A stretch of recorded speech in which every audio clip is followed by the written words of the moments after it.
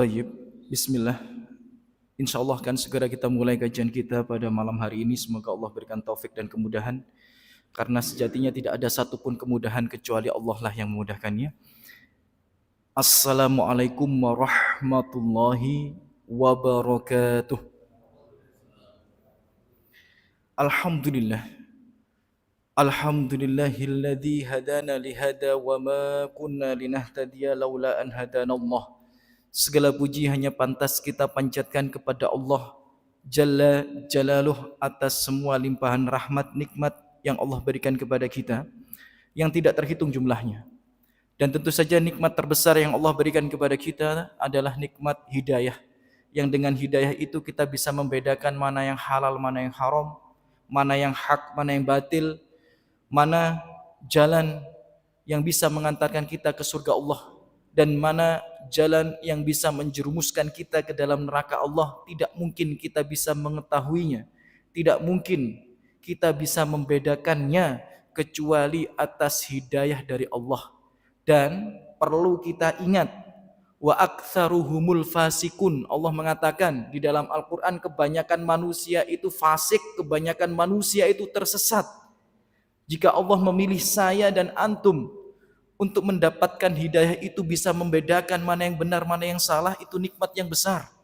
Karena hanya sedikit di antara manusia yang mendapatkan nikmat itu, maka perbanyaklah pujian dan syukur kepada Allah Subhanahu wa taala atas nikmat tersebut. Dan tidak lupa kami juga mengajak diri kami pribadi dan antum semua, marilah kita memperbanyak sholawat kita pada Nabi besar kita Muhammad sallallahu alaihi wasallam. Allahumma salli wa sallim wa barik ala habibinal Mustafa Rasulillah Muhammad bin Abdullah wa ala alihi wa ashabihi wa man tabi'ahum bil huda ila yaumil qiyamah. Dan semoga sholawat serta salam juga senantiasa tercurahkan kepada keluarga dan kerabat besar beliau, sahabat-sahabat beliau, dan tentu saja terkhusus umat beliau yang senantiasa mengikuti petunjuk dan sunnah yang telah beliau tinggalkan. Thayyib, Bapak Ibu rahimani wa rahimakumullah. Alhamdulillah Allah pertemukan kita kembali di rumah Allah yang mulia ini, di kesempatan yang penuh berkah ini, karena tidaklah suatu kaum berkumpul di rumah Allah ya untuk membaca ayat-ayatnya, mempelajari ayat-ayatnya, kecuali Allah akan turunkan sakinah, ketenangan, keberkahan, dan Allah guyurkan kepadanya rahmat. Maka semoga sebagaimana disampaikan dalam hadis itu kita mendapatkan hal tersebut. Amin ya rabbal alamin.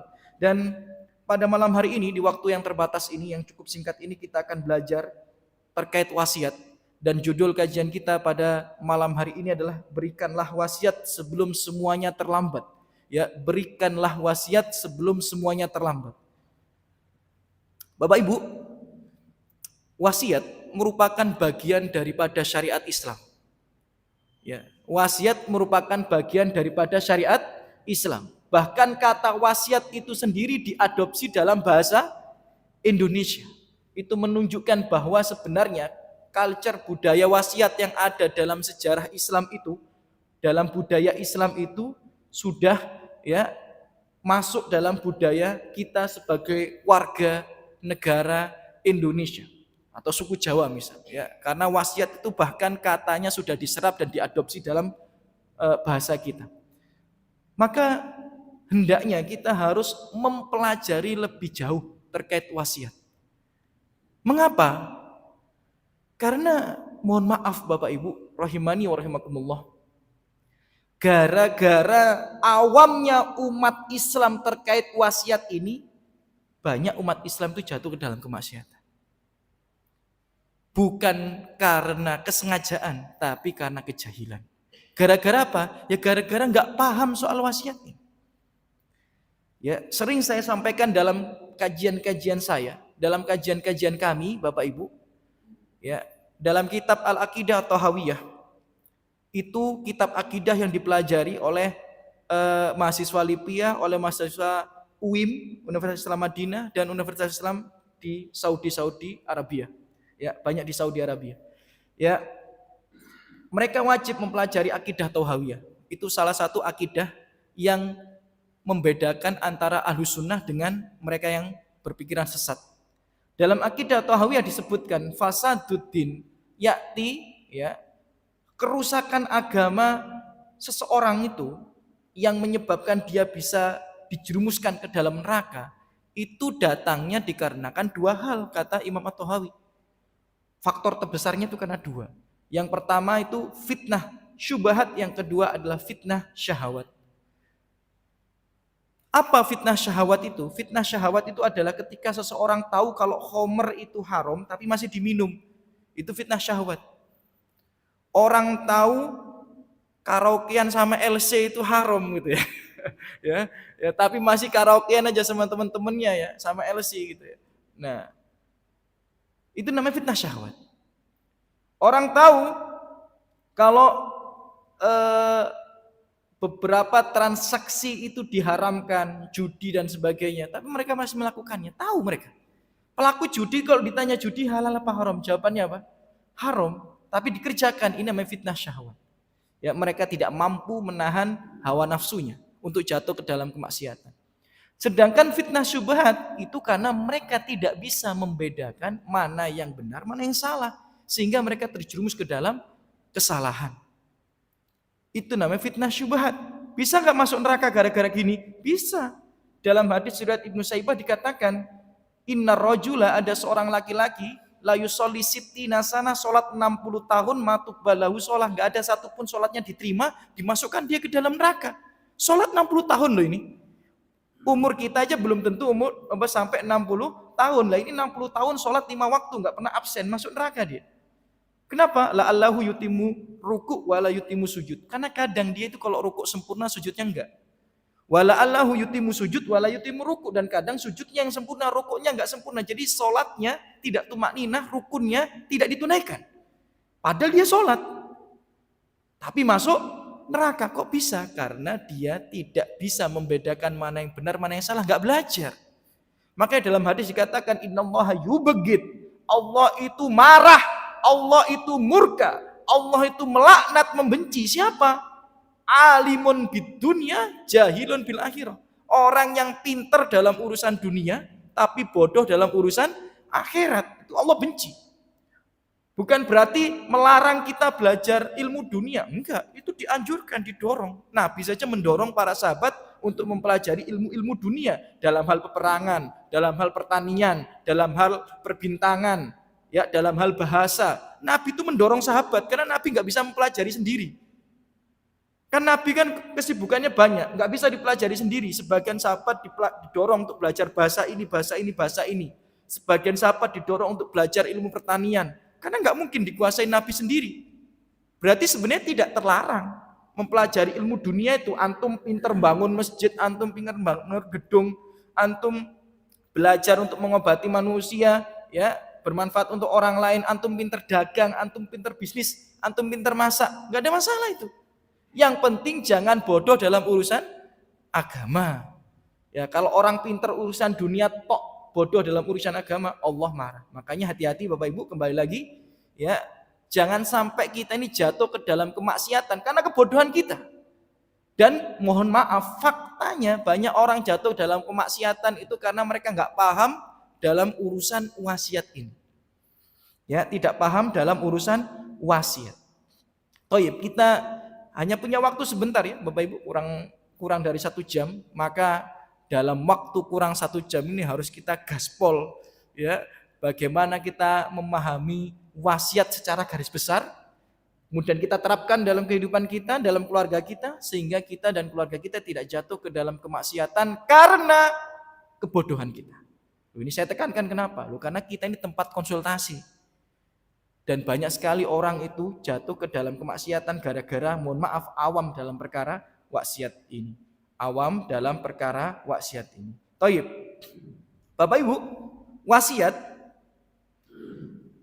secara istilah, ya, wasiat itu kan secara bahasa, itu artinya nasihat secara bahasa. Tapi kan ada makna secara bahasa, ada makna secara istilah. Kayak sholat. Sholat itu maknanya ada secara bahasa, ada secara istilah. Kalau sholat secara bahasa artinya doa. Tapi secara istilah adalah gerakan, bacaan. yang dimulai dengan takbiratul ihram, ditutup dengan salam dan sebagainya. Itu istilah. Nah, secara bahasa wasiat itu nasihat. Auso itu kayak nasoha, berarti seseorang itu sedang memberikan sebuah petuah, sedang memberikan sebuah nasihat. Itu makna daripada wasiat secara bahasa. Sedangkan wasiat secara istilah maknanya adalah perintah dari seseorang untuk melakukan suatu bentuk tasarruf atau suatu bentuk tabarruk setelah dia wafat. Nah, pelan-pelan ya. Jadi wasiat itu adalah perintah dari seseorang agar orang lain itu melakukan suatu bentuk tasarruf atau tabarruk ya dengan hartanya setelah dia wafat. Tasarruf itu apa? Nanti akan kita pahami satu persatu supaya kita paham. Ya, kita pelajari bareng-bareng. Tasarruf itu muamalah, kalau tabarruk itu hubungannya dengan harta. Ya, kalau tasarruf itu muamalah, kalau tabarruk itu hubungannya dengan harta. Saya kasih contoh misal tasarruf. Jadi kan tadi kan wasiat itu perintah seseorang kepada orang yang lain untuk melakukan sebuah tasarruf atau tabarruk dalam penasaran harta setelah dia meninggal dunia. Ingat ya, wasiat ini dilakukan kapan? Setelah meninggal dunia. Nah, contoh wasiat yang bentuknya tasarruf. Contoh wasiat yang bentuknya tasarruf. Misal, jika saya meninggal nanti, kuburkan makam saya di samping makam istri saya, misal. Ini namanya wasiat yang masuk kategori apa? Tasarruf. Ya, ini wasiat yang bentuknya tasarruf. Nanti jika saya meninggal, tolong jangan buat tahlilan. Nah, ini wasiat yang bentuknya tasarruf. Nanti kalau saya meninggal dunia, tolong kuburannya jangan dibangun gitu ya misalnya, jangan di keramik misalnya. Nah, ini wasiat yang bentuknya tasarruf. Ada wasiat yang bentuknya apa? Tabarruk. Tabarruk berkaitan dengan harta. Contoh wasiat yang bentuknya tabarruk itu adalah apa? Nanti kalau aku meninggal, ambil uang 100 juta dari tabungan saya, sumbangkan ke pembangunan masjid pondok pesantren misal, atau sumbangkan ke pembangunan masjid atau pembebasan lahan masjid depan Masjid Mujahidin. Nah, berarti ini maksudnya apa? Tabarruk. Ya. Atau misal nanti jika saya meninggal dunia, nah ini langsung saya singgung dikit ya, biar langsung aplikatif dalam kehidupan kita sehari-hari.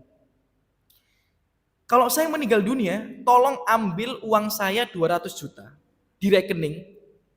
Wahai ahli warisku, berikan ke cucuku yang anakku sudah meninggal lebih dulu dari aku. Nah, gitu ya.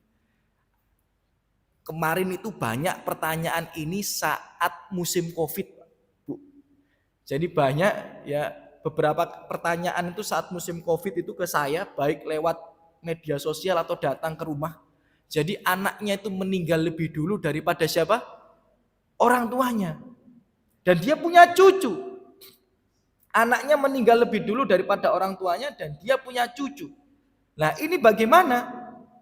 Saya kasih spill sedikit ya. Wah, pakai spill sedikit ya. Jadi kalau dalam syariat Islam, cucu itu nggak dapat warisan kalau masih memiliki anak yang lain. Lah terus bagaimana dia bisa mendapatkan wasiat? Nah, jadi yang seperti ini namanya apa? Tabarruk. Ya, kemarin ada bukan kemarin. Dulu ada orang tanya ke saya, ya, jadi anaknya itu meninggal lebih dulu daripada ibunya. Maka apakah cucunya dapat warisan? Jawaban sederhana, nanti kita bahas lebih detail ya. Tidak dapat. Enggak dapat. Ya. Walaupun anak yang meninggal dunia ini tadi dekat sama ibunya, berbakti sama ibunya, tapi kalau meninggal dunia lebih dulu dari ibunya, ya cucunya nggak dapat dong. Secara hukum syariat ya, nanti nggak bahas, kita akan bahas hukum dalam pemerintahan Indonesia. Ya. Jadi nggak dapat. Nah, terus bagaimana? Ya harus ngasih wasiat. Kalau wasiatnya sudah ditunaikan, maka cucunya bisa mendapatkan wasiat. Nah, baik ya, itu ya perbedaan wasiat yang tasarruf dan wasiat yang tabarruk. Pasti paham ya di sini ya. Jadi cukup ya, nggak perlu kita jelaskan lebih detail lagi karena waktu kita sangat terbatas. Baik. Kemudian hukum dari wasiat itu apa sih? Ya. Jadi yang pertama tadi pengertian, kemudian yang kedua hukum memberikan wasiat. Jadi kalau kita ini mau meninggal ngasih wasiat hukumnya apa? Dalam syariat menurut mayoritas ulama wasiat itu hukumnya mustahab. Ya. Hukumnya apa? Mustahab. Mustahab itu artinya apa? Dianjurkan. Ya, dianjurkan. Dalilnya banyak diantaranya misal hadis riwayat Al-Qur'an dulu ya. Al-Qur'an surat Al-Baqarah ayat 180, kutiba alaikum idza hadara ahadakumul maut, ya. Diwajibkan atas kalian atau ditentukan kepada kalian apabila salah seorang di antara kalian mulai merasa maut itu akan mendatangi dirinya, intaraka khairon, dan dia memiliki harta yang sangat banyak, ya, al wasiyatu lil walidaini wal aqrabina bil ma'ruf, berwasiatlah untuk ibu bapak dan karib kerabat secara ma'ruf, ya, haqqon alal muttaqin, dan ini merupakan hak bagi orang-orang yang bertakwa. Dari surat Al-Baqarah ayat 180 ini ada anjuran untuk memberikan wasiat, apalagi yang duitnya banyak gitu. Ustadz sepurane, Ustadz duitku gak kakek, Ustadz, ya tetap dianjurkan ya wasiat yang lain lah gitu ya. Banyak para salafus soleh itu ngasih wasiat tapi bukan wasiat harta, ya wasiat yang berupa tasarruf aja. Ya wasiat yang berupa apa? Tasarruf. Baik. Dalam hadis dikatakan, ma haqqu imri'in muslimin, tidak layak bagi seorang muslim. Tidak layak, enggak pantas, tidak sepatutnya bagi seorang muslim. Lahu syai'un yuridu ayyusi fihi yabitu lailatain illa wa wasiyatuhu maktubah indahu, ya. Tidak layak bagi seorang muslim, enggak sepatutnya dia itu melewati 2 malamnya padahal dia itu punya angen-angen untuk memberikan sebuah wasiat, kecuali wasiat itu akan ditulis di sisinya.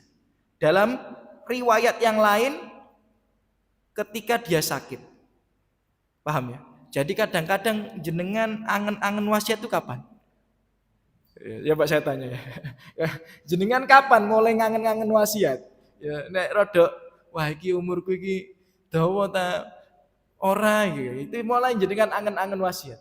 Dalam riwayat yang lain dipertegas ketika sudah mulai terbayang kematian. Ya. Saya sendiri pernah nulis wasiat loh. Loh, sajik nom kok nulis wasiat? Pernah saya.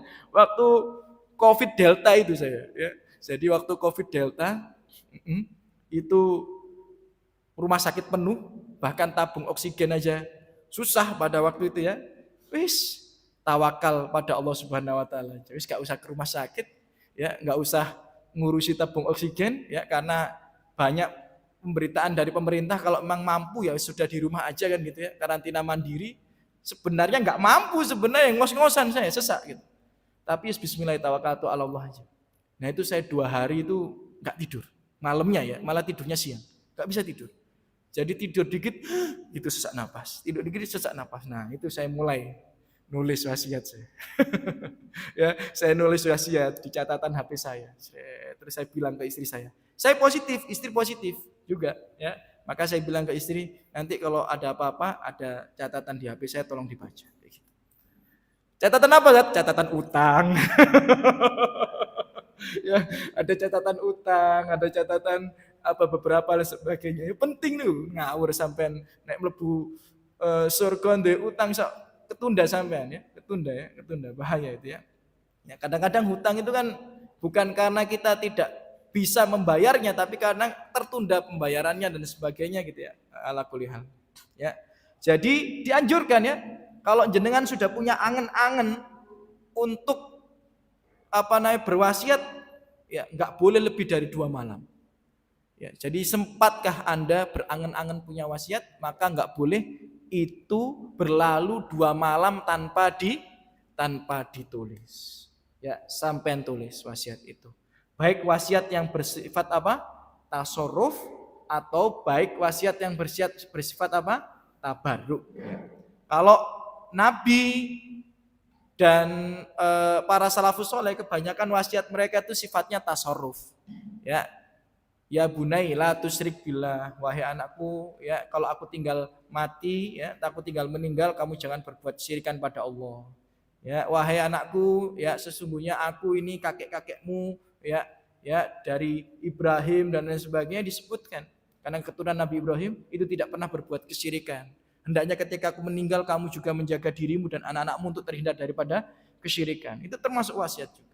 Baik. Bapak Ibu rahimani wa rahimakumullah, hukum menunaikan wasiat. Nah, jadi kalau yang pertama tadi itu makna daripada wasiat, yang kedua hukum berwasiat, yang ketiga hukum menunaikan wasiat. Siapa yang menunaikan wasiat ini? Ya, yang menunaikan wasiat pasti bukan yang berwasiat. Kalau yang berwasiat menunaikan wasiat, masa habis didusi, dikafani, kemudian ditunaikan, kan nggak mungkin, kan dia sudah meninggal dunia gitu ya. Ya, yang menunaikan siapa? Yang paling berhak menunaikan ya ahli waris atau orang yang diwakilkan. Ahli waris atau orang yang diwakilkan. Ya, itu yang menunaikan wasiat. Ahli waris atau orang yang diwakilkan. Nah, hukumnya apa? Bapak Ibu rahimankumullah. Wasiat itu wajib ditunaikan jika tidak menyelisihi syariat dan tidak ada mudorot yang besar. Ya, tidak menyelisih syariat dan tidak ada mudorot yang besar. Contoh, tidak menyelisih syariat. Ya, saya bacakan dalilnya dulu ya, tentang kewajiban menunaikan syariat sebelum itu ya. Di surat Al-Baqarah 181, faman badalahu ba'dama sami'ahu fa innama ismuhu 'alal ladzina yubaddiluna. Siapa yang sudah diberikan wasiat kemudian enggak mau menunaikannya, malah menunaikan yang lain, ya selain daripada isi wasiat itu, maka sesungguhnya innallaha sami'un alim, Allah Maha mendengar lagi Maha mengetahui, dan sebagian ulama ini masuk dalam kategori dosa besar. Maka disinilah alasan menunaikan wasiat yang tidak menyelisih syariat itu hukumnya wajib.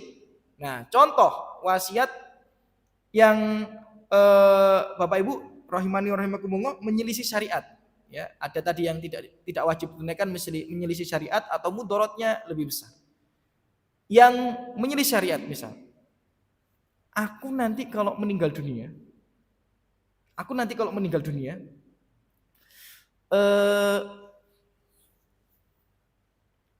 aku berwasiat seluruh hartaku aku berikan kepada pondok pesantren A misal, atau ke masjid A, ya, atau ke cucuku yang A misal. Kan cucu kan nggak dapat warisan soalnya. Nah, ini tidak boleh ditunaikan karena Nabi mengatakan wasulusu kasir, dan sepertiga itu banyak. Maksudnya tidak boleh warisan lebih dari sepertiga. Tidak boleh warisan lebih dari sepertiga. Nah, kalau dia nyuruh memberikan semua warisannya, maka ini tidak boleh ditunaikan.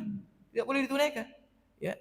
Nanti aku kalau meninggal dunia, tolong sebagian hartaku ini gunakan untuk ritual ini. Kalau ritual itu menyelisih syariat, ya nggak boleh ditunaikan. Ya, la ta'ata fil makhluk, nggak ada ketaatan kepada makhluk. Sama nadar itu kalau menyelisih syariat nggak bisa ditunaikan. Wasiat kalau menyelisih syariat nggak bisa ditunaikan. Contoh wasiat yang menyelisih syariat yang lainnya, wasiat kepada anak sendiri itu juga nggak boleh ditunaikan. Ya, nanti akan kita bahas. Ya, jadi kalau ada orang tua bilang, aku nanti kalau meninggal dunia, rumahku 3 ini, 1 ini buat kakakmu, 1 ini buat kamu, 1 ini buat adikmu yang paling kecil, dan 1 lagi yang durhaka sama aku nggak usah dikasih, misalnya. Ya, Ya, anaknya 4 misal. Nah, kemudian meninggal, yang dikasih wasiat tadi, anak yang dikasih enggak, ini pesan dari bapak. Ya ini sudah saya video, ya sudah ditandatangani sebagainya, enggak bisa ditunaikan. Karena wasiat kepada anak itu batal. Wasiat kepada anak itu batal, enggak boleh ditunaikan. Itu wasiat yang menyelisih syariat. Wasiat yang mudaratnya besar bisa. Dia ngomong, aku kalau meninggal dunia, tolong makamkan aku di samping makam suamiku misal. Tapi dia meninggal saat haji dan umroh. Ya apa caranya gue nih? Ya susah. Bahkan ketika meninggal di Madinah kemudian dimakamkan di Baqi ada keutamaan tersendiri. Ya, ada maslahat tersendiri. Maka tidak perlu dipaksa untuk jenazahnya diterbangkan ke Indonesia, kemudian dimakamkan di samping suaminya, nggak perlu. Ya, jadi kalau mudaratnya lebih besar nggak usah, makamkan di Baqi saja, meninggal di Madinah. Ya, keutamaannya jauh lebih besar. Ya, ada dapat doa tersendiri dari Rasulullah Shallallahu Alaihi Wasallam untuk orang-orang yang dikuburkan di kuburan Baqi. Ya, kuburan Baqi, kuburan bersama para sahabat, bersama Aisyah radhiyallahu anha, bersama Utsman bin Affan radhiyallahu anhu dan banyak sahabat yang lainnya, itu paling banyak dikuburkan di Baqi. Ya, paling banyak diantaranya ada dikuburkan di Baqi. Nah, jadi itu contoh wasiat yang mudorotnya lebih besar. Ya, wasiat yang mudorotnya lebih besar. Ya, itu nggak bisa ditunaikan. Ya, nggak bisa ditunaikan. Ya, contoh diantara yang lainnya adalah ada nanti akan dibahas di sini wasiat agar supaya ahli warisnya itu nggak dapat apa-apa, itu juga ada. Itu yang nggak dibolehkan. Misal istri yang pertama sudah meninggal dunia, kemudian dia nikah lagi, dapat istri yang kedua. Nah, harusnya istri kedua kan dapat warisan, harusnya. Ya, gara-gara dia saking nggak pengen istri keduanya dapat warisan, maka dia berwasiat untuk adiknya, ya berwasiat untuk saudaranya, berwasiat untuk pamannya misal, untuk kerabatnya yang lainnya supaya istrinya nggak dapat. Nah ini juga ada mudorot, maka kata para ulama tidak bisa ditunaikan. Baik, itu hukum menunaikan wasiat. Kemudian beberapa ketentuan dalam wasiat. Ya, ada beberapa ketentuan dalam wasiat yang harus jenengan pahami ya, supaya tidak ada kemaksiatan-kemaksiatan dalam kehidupan kita, kehidupan orang-orang yang kita cinta karena kebodohan, mohon maaf ya, kejahilan terkait permasalahan ini atau permasalahan wasiat. Ya. Bapak Ibu rahimakumullah, ya. Beberapa ketentuan dalam wasiat. Yang pertama, ya, ini saya ulang sekali lagi nggak apa-apa ya Bapak Ibu ya. Yang pertama, jika wasiat itu berisi kebaikan, maka dianjurkan untuk ditunaikan atau bahkan diwajibkan. Jika wasiat itu berupa maksiat atau berisi maksiat, maka tidak wajib untuk ditunaikan. Itu perkara yang pertama ya. Jadi ketentuan yang pertama. Jadi kalau kebaikan ya wajib ditunaikan atau sangat dianjurkan untuk ditunaikan. Tapi jika itu maksiat atau perkara yang batil ya atau mudorot yang lebih besar, tidak wajib ditunaikan. Dalam hadis la ta'ata fi maksiyah, tidak ada ketaatan dalam maksiat. Innamat ta'atu fil ma'ruf. Sesungguhnya ketaatan itu hanya pada yang baik-baik saja. Misal jenengan setelah meninggal dunia itu ya kan, orang tua itu ngomong, aku nanti kalau meninggal dunia tolong bikin ini ya, tolong bikin ini ya, tolong bikin ini ya. Wah, kemudian jenengan ikut padahal itu ada banyak maksiat daripadanya, maka itu tidak diperbolehkan. Ya, tidak diperbolehkan. Dan Bapak Ibu rahimani wa rahimakumullah, dalam hadis atau dalam ucapan masyhur di antara para salafus saleh, la yulzam ayyunafit atau yunafat minal wasaya illa ma fihi qurbah wal bir. Tidak wajib menunaikan wasiat kecuali wasiat itu isinya ada nilai ibadah dan ada nilai kebaikan. Ya, ada nilai kebaikan. Itu beberapa ketentuan dalam wasiat yang pertama. Kemudian yang kedua, jika wasiat itu adalah berupa harta atau muamalah, maka itu merupakan hak daripada si mayit. Nah, pelan-pelan ini ya. Jika wasiat itu apabila itu berupa harta atau muamalah, itu hak daripada si mayit. Contoh, misal mayit bilang gini, aku kalau meninggal sepertiga hartaku untuk cucuku, ya, karena dia nggak dapat warisan karena anakku sudah meninggal terlebih dahulu, misal. Nah, ini kan baik, ditunaikan karena hartanya milik dia. Atau kalau dia bilang kayak gini, misal, aku kalau meninggal tolong rumahmu, ya kan, ya. Rumahmu kasihkan adikmu, loh, nggak bisa ini rumahmu, bukan haknya dia, ya, bukan haknya dia. Ya. Aku kalau meninggal dunia tolong ya nanti aku supaya hidup tenang di alam sana, ya gitu ya. Rumahmu tuh mbok dikasihkan ke adikmu, misalnya nggak bisa. Ya, itu bukan ranah hak milik dia. Jadi harus yang berkaitan dengan si mayit atau orang yang meninggal itu. Ya, kalau di luar dari kepemilikan si mayit ya tidak boleh. Ya kan? Jadi misal dalilnya mana? Di surat Al-Baqarah ayat 240. Jadi ceritanya, ya. Ada orang, ini nanti bisa dibaca sendiri ya, di surat Al-Baqarah 240, ada orang berwasiat kepada istrinya. Nanti kalau aku meninggal, kamu tetap tinggal di sini ya. Selama 1 tahun gitu. Aku kalau meninggal, kamu tetap tinggal di rumah ini selama 1 tahun. Itu wasiat suami terhadap istrinya. Kemudian dijelaskan oleh Allah Subhanahu wa taala di surat Al-Baqarah ayat 240. Jika istrinya mau tinggal 1 tahun di rumahnya, maka itu boleh. Tapi jika kurang dari 1 tahun, ya kan? Dia mau pergi dari rumahnya, berapa iddah wanita yang sudah ditinggal mati suaminya?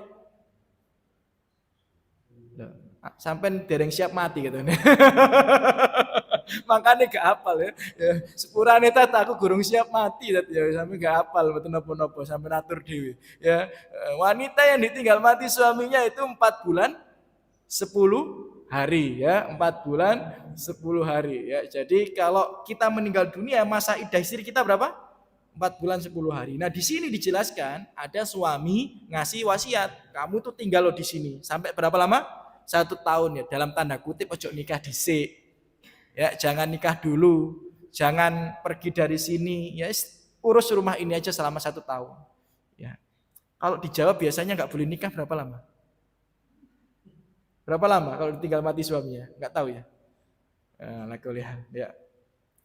Nah, Allah membantah hal itu, bahwa itu bukan sebuah kewajiban untuk ditunaikan. Tapi kalau dia mau menunaikan, boleh. Tapi kalau tidak ditunaikan, maka dia tidak berdosa. Jadi masa iddahnya selesai, 4 bulan 10 hari selesai, ya. Mohon maaf kalau kalimat kami kurang sopan, ya. Dia dilamar oleh laki-laki yang lain, ya, karena masih muda, ya. Kemudian nikah lagi, ya ora apa-apa. Keluar dari rumah ya nggak apa-apa. Itu nggak usah sok-sok sedih dan didramatisir. Nggak inget nggak kamu wasiat dari suamimu, kalau nggak boleh keluar dari sini, nggak boleh nikah lagi kalau belum 1 tahun.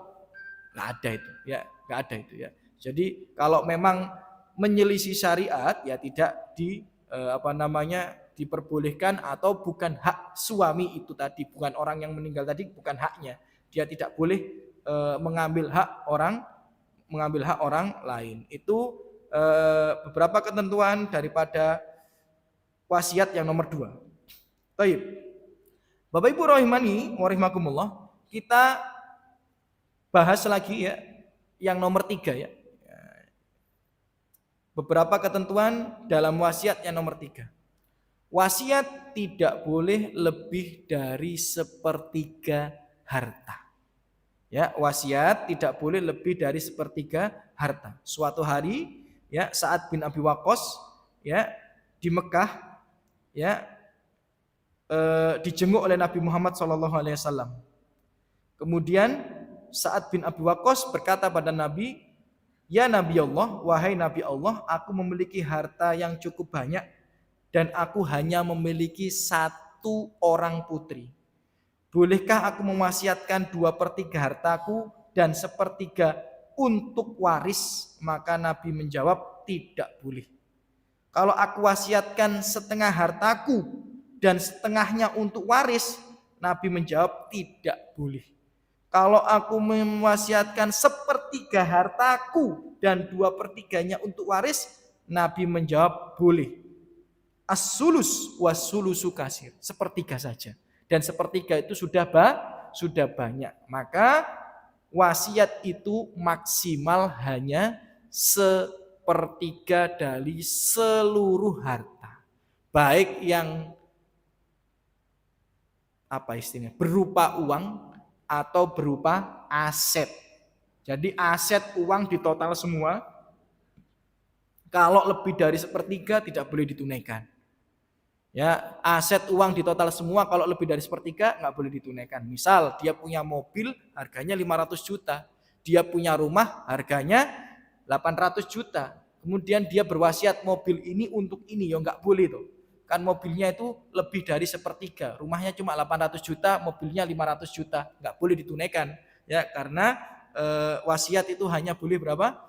1/3 itu maksimal. Kalau kurang ya tambah boleh gitu ya. Kalau kurang dari 1/3, misalnya 10 juta buat masjid, 10 juta buat pondok, 10 juta buat fakir miskin, 10 juta buat anak yatim, 10 juta buat janda miskin tetangga kita itu, nggak ada masalah. Ya, tapi kalau lebih dari 1/3 tidak boleh. Kalau sudah terlanjur lebih dari 1/3, bagaimana yang dilakukan oleh ahli waris? Maka misal ya, dia nggak punya harta apapun kecuali uang senilai 100 juta. Kemudian dia bilang, "Aku kalau mati pengen semua hartaku ini untuk jaminan aku di akhirat. 100 juta tolonglah bangunkan masjid. Ya, 1 juta kasihkan masjid atau kasihkan pondok pesantren misal." Ya. Maka ketika dia meninggal dunia, 100 juta itu tidak boleh diberikan semuanya. Nggak boleh. Ya, maksimal berapa? 33 juta sekian. Ya. Ya, kenapa? Ya itu tadi, ya, karena wasiat tidak boleh lebih dari 1/3. Ya, wasiat tidak boleh lebih dari 1/3.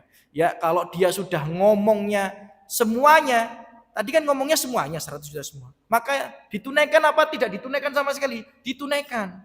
Tetap ditunaikan, tapi cuma maksimal berapa? 1/3. Diambillah 33 juta atau 34 juta misal dengan rinto ahli waris yang lainnya, dikasihkanlah ke masjid, ke pondok pesantren atau ke lembaga yang dia tunjuk tadi. Ya, jadi Bapak Ibu rahimakumullah, wasiat itu ya tidak boleh lebih dari 1/3. Nah, ini teori, kemudian akan kami sampaikan sedikit demi sedikit hal-hal yang benar-benar terjadi dalam dalam fakta yang ada di masyarakat kita. Misal, kita bicara tentang anak angkat. Ya, kita bicara tentang apa? Anak angkat. Anak angkat itu tidak punya waris. Anak angkat itu tidak memiliki hak waris. Mohon maaf, anak hasil zina nggak dapat warisan. Nggak dapat warisan. Jika ada seseorang berzina, kemudian punya anak, kemudian nggak ngasih wasiat, kemudian anak itu ngambil harta warisan, dosa dia. Karena anak itu tidak berhak mendapatkan warisannya. Nggak dapat. Walaupun anak biologis, Ustaz, walaupun anak biologis. Salah sendiri berzina. Ya, maka zina itu pasti ada konsekuensi di atasnya. Ya, nggak dapat warisan. Kalau perempuan nggak bisa jadi wali nikah, ya kan? Dan lain sebagainya. Dan anak hasil zina itu tidak wajib berbakti pada orang tuanya. Nggak wajib. Ya, jadi kalau ada anak hasil zina durhaka sama orang tuanya, dia nggak dosa. Nggak dosa. Nggak dosa. Jadi dia orang tuanya keteteran, hidupnya terbuang, kemudian kelaparan, dia nggak ngasih nafkah kepada orang tuanya, lu nggak dosa. Nggak dosa. Hubungannya dia sama seperti dengan hubungan orang yang lainnya. Kalau dikasih ya baik, kalau nggak dikasih nggak dosa gitu. Ya, kalau dikasih ya baik, kalau nggak dikasih ya nggak dosa. Baik. Kembali lagi 1/3 ya. Anak angkat itu nggak boleh dapat sepertiga. Makanya jenengan kalau punya anak angkat dan pengen ngasih semua hartanya, kasihlah hibah. Jangan kasih wasiat. Lu bedanya hibah dengan wasiat itu apa, Ustadz? Hibah itu diberikan saat masih hidup, sedangkan wasiat itu diberikan tadi ya setelah meninggal dunia, di pengertian yang di pertama tadi. Ya, nah, pernah saya ceritakan kepada jenengan, mungkin jenengan pernah dengar kisah ini. Ada salah seorang datang ke kami, ya, kemudian dia bilang bahwa dia adalah anak angkat, diasuh sedari kecil dengan kedua orang tuanya, dan dia juga berbakti kepada kedua orang tuanya sebagaimana anak-anak yang lainnya pada umumnya. Sudah seperti hubungan orang tua dan anak. Kemudian singkat cerita orang tuanya berwasiat, nanti kalau aku meninggal dunia, rumah ini untukmu. Ya, karena ketika orang tuanya angkatin tadi sakit-sakitan, yang ngurisi anak angkatin. Jadi nanti kalau aku meninggal dunia, rumah ini untukmu. Ini bukan cerita orang, Pak, Bu. Cerita dari teman-teman jenengan sendiri. Maka ketika dia datang ke kami, apa jawaban kami? Ingat ya, Ustadz itu kewajibannya menyampaikan kebenaran, bukan menyampaikan yang enak didengarkan. Walaupun resikonya ditinggal sama jamaahnya, ya resikonya nggak dibenci sama masyarakatnya, itu konsekuensi dari Ustadz. Dia punya tanggung jawab dengan Allah Subhanahu wa taala untuk menyampaikan kebenaran, bukan menyampaikan yang enak didengarkan. Ya maka saya sampaikan apa adanya. Mohon maaf, rumah itu bukan milik Anda sepenuhnya. Jika rumah itu 600 juta harganya, maka hak Anda hanya 200 juta saja. 400 juta adalah hak saudara-saudari orang tua Anda. Padahal dia nggak deket dengan paman-paman angkatnya, nggak deket dengan bibi-bibi angkatnya. Padahal dia nggak punya rumah lain kecuali rumah itu tadi, kan repot. Terus dia tanya ke saya, lah kalau gitu saya tinggal di mana? Lu, Ustadz ini bagian golekno kontrakan ta ya apa ya, bingung. Kadang-kadang tugasnya Ustadz ini jawab fatwa, apa golekno utangan, kadang-kadang agak bingung. Loh beneran loh, banyak orang datang ke kami tanya, kemudian kalau gitu saya kerja apa Ustadz? Kalau jenengan tanya ke saya kerja apa, ya langsungnya ke wali kota minta lapangan pekerjaan. Bukan tugas saya ini bukan wali kota, saya bukan Pak Camat, saya bukan Pak Lurah gitu. Yang tugas menjamin kesejahteraan Anda ini kan pemerintah. Jadi nggak bisa, misal Ustadz bilang haram untuk menjadi seorang pezina. Kemudian kalau gitu carikan pekerjaan buat wanita penjual dirinya di luar sana. Itu bukan tugas kami. Tugas kami itu menjelaskan ini halal, ini haram. Tugas mencari lapangan pekerjaan itu tugas pemerintah. Tugas menjamin kehidupan masyarakat itu tugas pemerintah, bukan tugas ustadz. Ya, kecuali ustadznya tadi ya, wali kota kan gitu ya. Ya, sekaligus wali kota. Benar itu. Umar bin Khattab, ya kan, tempat fatwa sekaligus pemimpin kaum muslimin. Beliau ngasih solusi. Lawang saya ini bukan Umar bin Khattab, saya bukan Ali bin Abi Thalib, saya bukan Umar bin Abdul Aziz gitu ya. Saya ini hanya menjelaskan ini halal, ini haram. Pekerjaan saya yang ini bagaimana? Ya ini haram. Terus saya kerja apa? Ya nggak tahu, kok tanya saya. Oh saya juga kadang nyari kerjaan juga gitu ya. Kok tanya saya, kan bingung gitu ya. Jadi tolong jangan bebani Ustadz Anda ini sesuatu yang di luar kemampuannya. Ustadz itu tugasnya tanya halal haram, bukan untuk mencari solusi daripada permasalahan hidup Anda. Hidupnya Ustadznya kadang-kadang ngeluh-ngeluh barang gitu ya. Ya ala kulli hal ya. Ini sedikit intermezzo ya. Jadi dia nggak punya tempat tinggal. Hanya tempat tinggal rumah peninggalan kedua orang tuanya yang merawat dia dari kecil, yang dia rawat dari sakit-sakitan sampai meninggal dunia. Terus gimana? Ya gara-gara orang tuanya nggak paham masalah fikih wasiat. Akhirnya yang sengsara siapa? Anak angkatnya itu tadi. Mau nggak mau anak angkatnya ini cuma ada dua opsi. Anda susui rumah ini 400 juta ke keluarga orang tua angkat Anda. Waduh, 400 juta dapat dari mana? Ya nggak tahu juga saya. Tangan saya nggak tahu saya. Ya, nah, atau opsi yang kedua Anda datang kepada mereka minta hak mereka. Ya, Anda datang ke paman angkat Anda bilang, Pak, jenengan sebenarnya dapat uang 200 juta dari rumah ini. Ya, cuma saya nggak punya, ikhlas no yo. Kira-kira gelem napa mboten? Waduh. Aslinya meneng-meneng gak ngerti gara-gara dikasih tahu tambah nyereng sini ya. Sebelumnya dia tadi meneng-meneng aja. Oh itu hakku yo, tambah kapan sampean bayar ngono malah. Ya, ya ala kulihal ya. Jadi ya memang fakta seperti itu. Maka berwasiatlah sebelum semuanya terlambat. Khususnya Anda yang punya kasus-kasus tertentu. Ya, khususnya Anda yang punya kasus-kasus tertentu. Jadi nek wis ono kepikiran 2 malam, kata Nabi loh ya, bukan kata saya ya. Kalau ada 2 malam Anda lewati dengan pemikiran terkait wasiat, tulis. Kalau tidak, masuk dalam kategori makruh atau maksiat. Ya, haram atau maksiat karena menyelisih perintah Nabi ya. Jadi kan kalau menyelisih perintah Nabi kan ada 2 kemungkinan ya, makruh atau haram gitu ya.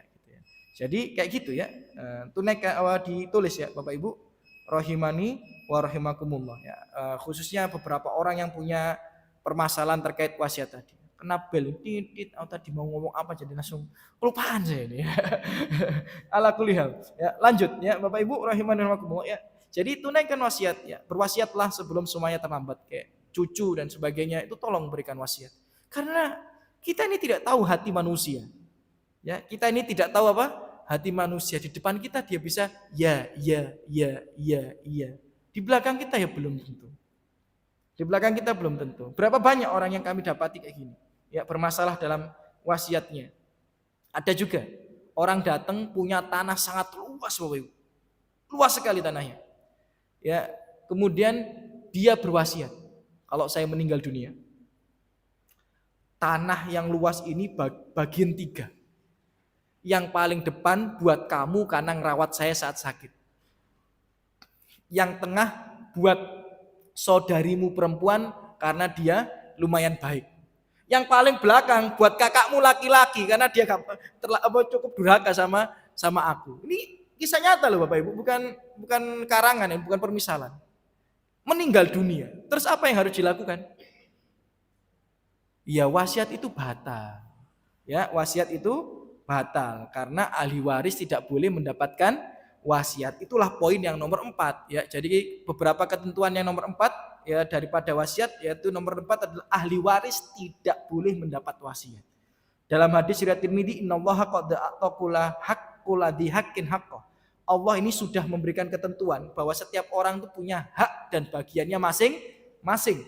Fala wasiyata li waris. Maka ahli waris itu tidak boleh mendapatkan wasiat. Ahli waris tidak boleh mendapatkan wasiat. Nah, dia berwasiat seperti itu. Kenapa? Karena anak perempuannya ini yang merawat dia ketika sakit. Qadarullah meninggal dunia, belum ada hibah. Maka apa yang terjadi? Ya bubur warisannya. Gugur. Maka yang harus dilakukan adalah pembagian waris. Semua tanah itu dari depan sampai belakang yang luas itu ya pembagiannya adalah laki-laki 2 bagian dari perempuan. Jadi laki-laki dapat setengah, yang 2 perempuan tadi dapat seperempat. Tapi kakak saya durhaka. Warisan itu tolak ukurnya bukan durhaka atau tidak durhaka. Mau dia durhaka, mau dia tidak durhaka, kalau warisan ya dapat. Walaupun anak ini dibuang ke luar negeri, ya bapaknya mati, balik, berhak nggak ngambil warisan dari ayahnya? Berhak. Ya, jadi warisan itu bukan masalah siapa yang baik atau yang tidak baik, tapi memang bagian. Maka daripada itu Anda sebelum meninggal dunia kalau ada yang pemikiran itu, tunaikanlah wasiat. Tunaikanlah wasiat. Ya, kemudian yang kelima, Bapak Ibu rahimakumullah, ya, beberapa ketentuan dalam wasiat adalah wasiat ditunaikan sebelum pembagian warisan. Ya, wasiat ditunaikan sebelum pembagian warisan. Bapak Ibu rahimakumullah. Jadi aturan penggunaan harta mayit itu ada 5. Aturan penggunaan harta mayit itu ada 5. Hampir semua mayoritas ulama sepakat. Yang pertama adalah untuk pengurusan jenazah. Jadi pastikan harta mayit itu ada untuk pengurusan jenazah terlebih dahulu. Tapi kalau seandainya ada anaknya mau nanggung ya gak ada masalah. Tapi jangan sampai sudah dibagi warisan, dibayarkan utang, jenazahnya gurung diurus, ya jangan. Tapi kalau jenazahnya sudah ada yang ngurus, aman. Intinya pastikan pengurusan jenazah dulu. Ya, mulai dari pemandian, pengkafanan, kemudian pengkuburan, ya. Apalagi kalau di Jakarta bayar, Pak. Ya, bayar sampean. Ya, memandikan ini tahun 2015 itu di Jakarta itu 800.000 memandikan itu sama mengkafani itu 800.000 tahun 2015 loh ya, bukan 2025 ya, saya masih ingat ya. Jadi di sana itu banyak kayak apa ya, lembaga atau apa yang pengurusan jenazah itu ya, ya itu nanti kalau pakai jasa mereka itu bisa 800.000. Itu zaman dulu 2015, sekarang ya kurang tahu. Nah kalau di sini sampai gratis, alhamdulillah. Ya wis sudah diurus kain-kain ini barang, wis alhamdulillah, ya kan. Nah kalau di sana itu bayar. Rumah kuburannya loh, kok rumah kuburannya, karena bayar gitu. Kalau di sini kalau KTP Anda orang sini, insya Allah kan nggak bayar. Ya kalau pindah KTP di daerah lain mungkin bayar. Saya dengar di Mojokerto ini kalau ada orang luar KTP situ masuk bayar 3 juta atau 4 juta. Kalau di Jakarta lebih mahal lagi. Ya, lebih mahal lagi kalau di Jakarta. Jadi Jakarta itu makam itu buat bisnis juga. Ya, mulai dari 10 juta sampai 15 miliar. Loh. Ya, 10 juta sampai berapa? 15 miliar. Loh, 15 miliar itu apa? Ya makam gitu ya sampean ya apa. Ya, sampean cari googling sendiri nanti. Ada makam 15 miliar. Jadi view-nya itu bagus. Maksudnya mayitnya itu dikongkon nguasi pegunungan atau gimana ya nggak tahu saya. Ya, ada iklannya. Ya, jadi makam di sini ya pemandangannya indah dengan gini-gini loh. Lah apa mayit dikasih pemandangan indah itu? Ya kalau dia amal solehnya akeh ya pemandangannya indah di alam barzah. Kalau banyak maksiat ya walaupun diberikan makam 1,5 M ya tetap ya digolong-golong sampai malaikat kan gitu ya. Ala kuliah ya. Jadi apa namanya? Itu dulu pengurusan jenazah. Yang kedua itu hutang yang berkaitan dengan harta. Ya, hutang yang berkaitan dengan harta itu maksudnya apa? Kayak mobil cicilan, rumah cicilan gitu. Kemudian yang ketiga itu hutang yang kepada Allah dan kepada manusia. Jadi kalau ada hutang fidyah, hutang zakat dan sebagainya, ya itu kepada Allah. Ya, hutang pembayaran kafarat itu kepada Allah. Ya, ada lagi hutang kepada manusia. Itu yang nomor 3. Yang nomor 4 itu wasiat. Baru yang nomor 5 adalah waris. Jadi sebelum pembagian waris 4 hal ini pastikan sudah ditunaikan. Ya. Bapak Ibu rahimani wa rahimakumullah ya. Jadi itu wasiat itu boleh diubah apa tidak Ustaz? Selama masih hidup ya boleh diubah. Jadi selama dia masih hidup wasiat boleh diubah. Jadi kalau dia itu masih hidup boleh diubah, diurungkan boleh. Dan wasiat itu batal kalau si mayit itu meninggal dalam keadaan kafir. Wasiat itu batal kalau si mayit itu meninggal dalam keadaan kafir atau murtad. Di akhir hayatnya dia kufur kepada Allah, maka wasiat itu batal. Ya, larinya kepada hibah dan waris, tapi ulama berbeda pendapat akan hal itu. Ya, Bapak Ibu, ini harus dipahami ya terkait wasiat ini. Ya, supaya kita paham dengan baik ya, ahli waris itu tidak mendapatkan wasiat, berarti kebalikannya non ahli waris boleh dapat wasiat. Non ahli waris itu siapa? Cucu. Itu non ahli waris, boleh dapat wasiat. Jadi kalau anak kita meninggal lebih dulu daripada cucu kita, berikanlah wasiat. Kalau nggak dapat wasiat, dia nanti makan harta haram. Asal jenengan tahu ya, di Indonesia ini ada namanya wasiat wajib. Wasiat wajib itu adalah kalau ada anak meninggal lebih dulu daripada orang tuanya, cucu dapat wasiat wajib dari pemerintah. Dari pemerintah, dipaksa sama pemerintah buat kita memberikan sebagian harta untuk cucu. Dipaksa, namanya wasiat wajib. Itu 1/3. Ya. Tapi itu haram. Mohon maaf, tapi secara hukum syariat itu haram, tapi secara legalitas pemerintahan itu legal.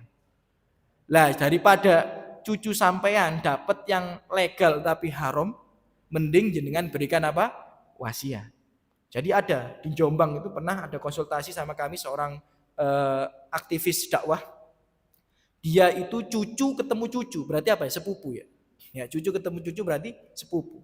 Nah, harta dari kakek neneknya banyak, sudah dikelola sama dia. Kenapa dia nggak ngasih kepada sepupunya? Karena pamannya atau Pak D-nya ini meninggal lebih dulu dari orang tuanya. Makanya dia nggak ngasih pada sepupunya. Dan dia sudah tanya kepada semua ustadz di Jombang, bahkan ustadz-ustadz luar yang ngisi kajian di Jombang, ngisi kajian sudah ditanya, dan jawabannya sama, bahwa sepupunya tidak dapat warisan. Kenapa? Karena orang tua sepupunya meninggal lebih dulu daripada kakek neneknya. Kemudian tanya ke saya, terus saya jawab, jenengan kalau ditanya halal haram, memang semua harta kakek nenek jenengan yang banyak itu milik jenengan. Tapi kalau nanti di sepupu Anda itu ngangkat ke pengadilan, dia mau ngancam ke pengadilan apa enggak? Iya, jenengan akan kalah. Jenengan akan kalah. Kenapa? Karena pengadilan warisan di Indonesia itu mengadopsi pengadilan warisan di Mesir. Jadi pengadilan warisan di Mesir itu adalah cucu yang orang tuanya itu meninggal lebih dulu daripada kakeknya dapat wasiat wajib sepertiga. Dapat wasiat wajib berapa? Sepertiga. Jadi jenengan kalau ke pengadilan, daripada jenengan nanti bayar pengadilan, bayar lawyer, bayar transport, habis tenaga, jenengan akan kalah. Bukan berarti saya membela dia, enggak. Kalau saya ditanya dia dapat hak waris apa tidak, tidak dapat. Tapi jenengan nanti lanjut ke pengadilan, jenengan akan kalah. Ini saya kasih sumber referensinya. Nah, akhirnya benar, akhirnya semua warisannya diputihkan kemudian dihitung ulang. Ya, sesuai apa? Pengadilan Agama Indonesia yang harusnya sebenarnya sepupunya nggak dapat tapi dapat legal secara hukum, tapi haram secara syariat. Nah, kan daripada jenengan ngasih cucu jenengan harta haram, ya kan? Mendingan dihalalkan dengan wasiat. Ya. Bagaimana para sahabat itu selalu memperhatikan wasiat ini dengan baik. Tapi terkadang kita ini orang awam ya memandangnya sebelah mata. Contoh Hafsah, mohon maaf, Sofia. Sofia itu prinsesnya Yahudi. Ya, Yahudi Khaybar. Ya, jadi Yahudi yang paling kaya itu Yahudi Khaybar. Ya, kebun kurmanya itu kebun kurma yang paling luas di Jazirah Arab. Konon katanya. Ya, jadi warisannya banyak Sofia itu. Jadi Sofia itu cantik, putri Yahudi lagi. Maka ketika menang perang itu ya, perang sama orang Yahudi Khaybar menang, kan mohon maaf kan jadi budak. Ya, jadi perempuan yang ikut perang itu jadi budak. Tapi perempuan yang nggak ikut perang nggak jadi budak. Jadi kalau perempuan ikut perang bisa jadi budak. Nah, jadi budak kan dibagikan juga. Nah, ketika pembagian ghanimah sahabat bingung, iku wayu wong iki. Jadi Sofia itu cantik dan nasabnya bagus. Nanti kalau tak kasihkan di sini, yang ini nanti iri, tak kasihkan sini, yang ini iri. Terus gimana? Akhirnya semua sahabat sepakat udah kasihkan Nabi aja. Ya nanti kalau Nabi yang dapat, nggak ada yang iri kan? Ya gitu ya. Oh, Nabi, masa antum iri sama Nabi? Akhirnya Sofia ya diberikan kepada Nabi Muhammad SAW, kemudian dia masuk Islam dan dimerdekakan, dijadikan istri. Jadi budak dulu Sofia itu. Budak dimerdekakan, dijadikan istri, masuk Islam. Tapi fakta saudaranya Sofia itu masih Yahudi. Sampai Sofia meninggal dunia. Jadi Sofia itu kan ketika menang dengan Yahudi Khaybar, nggak dipaksa masuk Islam, nggak ada. Nggak ada pemaksaan masuk Islam itu nggak ada. Ya, jadi kalian masuk Islam, oke, nggak masuk Islam, maka kalian harus bayar jizyah. Bayar apa? Pajak. Ya. Jadi sebagian hasil panen kurma itu kalian tetap mengelola tapi berikan pada kami. Ya. Itu sudah baik sekali. Kalau kaum muslimin yang kalah, nggak ada kayak gitu, disembelih semuanya. Ya, kaum muslimin menang nggak disembelih loh, nggak dibunuh loh. Cuma disuruh bayar apa? Jizyah saja. Itu masya Allah ya. Bahkan mereka sendiri yang ngelola kebun kurmanya, nggak jadi budak mereka. Ya, cuma bayar apa? Jizyah. Nah, saudaranya Sofia ini sampai meninggal dunia masih Yahudi. Sofia meninggal dunia, ya posisinya masih Yahudi. Nah, sebelum meninggal Sofia yang punya warisan banyak dari dirinya sendiri, bukan dari Nabi ya. Karena Nabi ketika meninggal dunia nggak berikan warisan, Sofia memberikan penawaran kepada saudaranya, masuklah Islam supaya engkau mendapatkan harta waris dariku. Saudaranya mengingkari hal itu, nggak mau. Tapi lihatlah, Islam itu tidak melarang kita peduli dengan orang kafir, nggak melarang. Islam itu tidak melarang kita peduli sama orang musyrik, nggak melarang. Islam itu hanya melarang kita ikut campur dalam ritual ibadahnya. Jadi kalau baik sama orang tua yang masih kafir, masih musyrik, Islam menganjurkan itu, nggak ada masalah.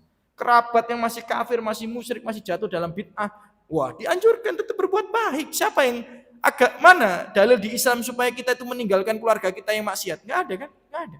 Yang ada itu supaya kita nggak ikut-ikutan maksiat. Maka Sofia memberikan wasiat sepertiga hartanya untuk saudaranya itu tadi. Ya, karena saudaranya kafir. Ada habis kajian juga Ummahat datang, dia nangis-nangis. Kakak saya ini murtad, Ustaz. Ya. Orang tua ini mau meninggal dunia, tak ajak untuk masuk Islam supaya dapat warisan. Dia enggak mau, Tat. Terus gimana, Ustaz? Kasihan, Tat, itu. Kakak saya ini walaupun murtad tapi dia baik sama orang tua, baik sama saya. Kok saya enggak tega kalau kakak saya enggak dapat apa-apa. Ya saya kasih tahu. Loh, kakak jenengan tuh bisa dapat wasiat. Jenengan anaknya malah nggak bisa dapat wasiat. Jenengan tuh anaknya itu cuma bisa dapat warisan, nggak bisa dapat wasiat. Lah anaknya beliau yang sudah kafir itu non ahli waris, maka bisa dapat wasiat. Gitu. Ya, jadi yang seperti ini Anda pahami baik-baik. Ya, jangan sampai gara-gara kita nggak paham perkara wasiat ini, akhirnya keluarga kita jatuh dalam kemaksiatan, mengkonsumsi harta haram bukan karena pengen, tapi karena tidak tahu bahwa itu adalah harta haram. Ya, mohon maaf, yang punya anak hasil zina, yang punya kerabat punya anak hasil zina, beritahukan anaknya itu nggak berhak untuk dapat warisan, maka berikanlah wasiat. Boleh nggak? Ya boleh. Misal anaknya 5, yang 1 pertama itu hasil zina, 4 itu anak kandung, anak resmi itu dari pernikahan, maka 4 dapat warisan, 1 kasih wasiat. Ya, anak angkat nggak dapat wasiat. Nggak dapat warisan, bisa dapat wasiat. Ya, maka berikanlah wasiat. Jangan sampai ya kita dan keluarga kita ini jatuh ke dalam kemaksiatan karena kebodohan. Kalau pengen ngasih semua, maka berikanlah hibah selama masih hidup. Mumpung masih hidup berikan hibah. Kalau enggak repot. Contoh, ini terakhir ya, sebelum kita tutup, memang saya selesaikan jam 7 ya.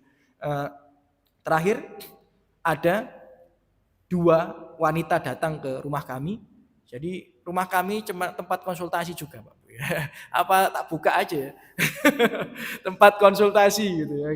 Jadi 2 orang datang ke tempat kami, ibu dan anak. Ya, ternyata ibu ini punya anak perempuan satu-satunya itu. Suaminya sudah meninggal dunia dan datang pakai mobil mewah. Ya, datang pakai mobil mewah, datang ke rumah konsultasi. Singkat cerita, ibu ini dengan anaknya kesel, datang dengan emosi yang agak tinggi.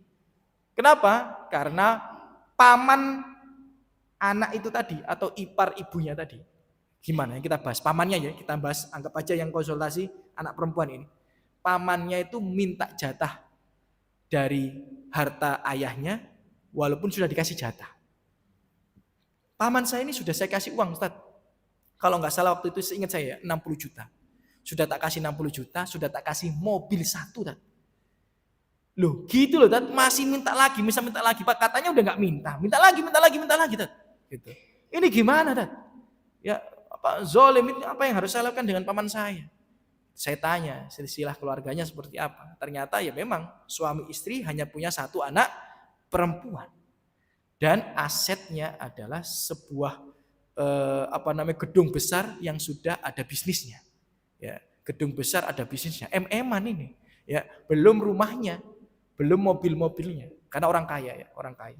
Ya, terus saya bilang, mohon maaf, ya, Mbak, Ibu, ya, tugas kami menyampaikan kebenaran, yang zalim itu Anda berdua. Yang zalim itu Anda berdua. Loh kok bisa?